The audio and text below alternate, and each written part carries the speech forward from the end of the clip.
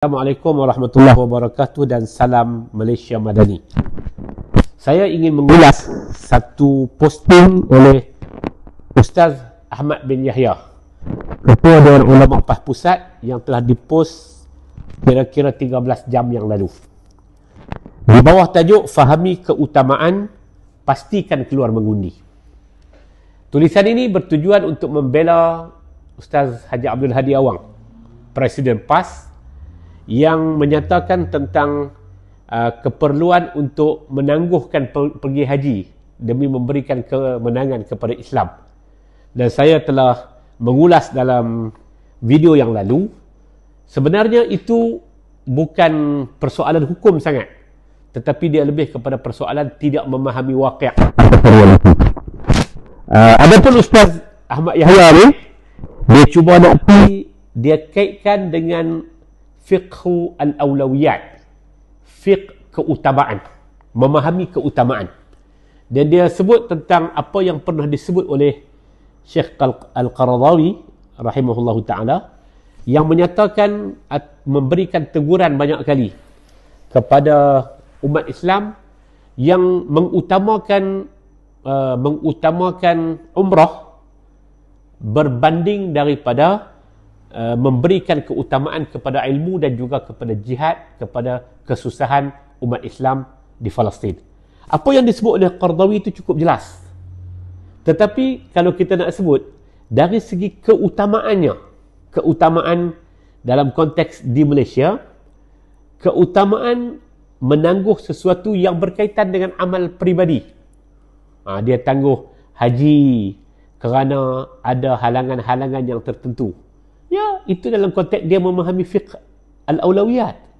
Tetapi apa yang cuba nak ditekankan oleh Ustaz Ahmad Yahya tu, dia kononnya nak mengaitkan ketelanjuran, zillatu alimin, satu ketelanjuran Tan Sri Abdul Hadi itu.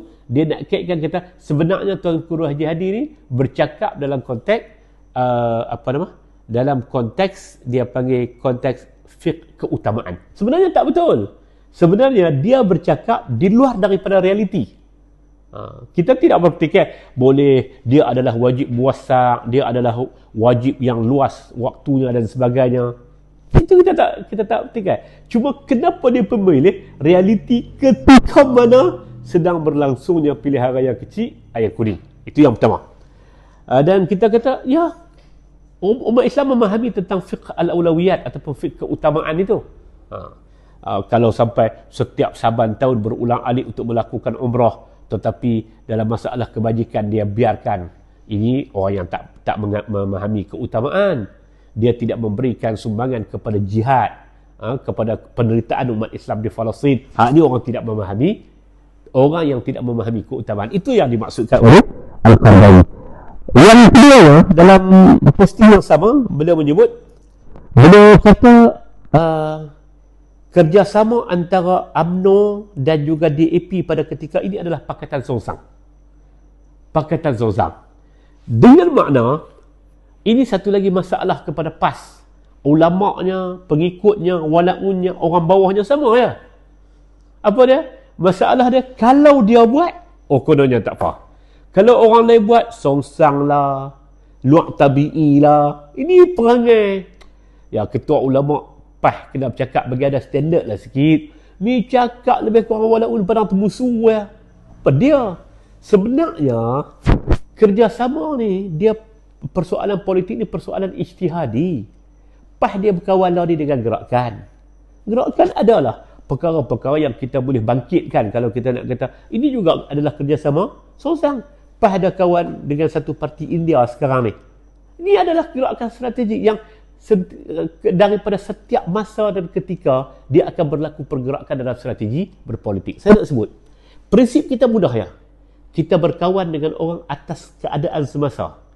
Kita tidak perlu menanggung dosa dia masa lalu, dia tidak menanggung tentang dosa kita masa lalu. Ya, law ni apa yang diperlukan. Itulah dia cara membaca keutamaannya. Ustaz Yao, janganlah standard ulama' tu jagalah sikit. Janganlah sampai orang kata apalah, hujah ulama' lebih kurang hujah pada musuh, hujah belah-belah dakwah. Tak betul ya. Tak cantik. Jadi saya ingat gitulah.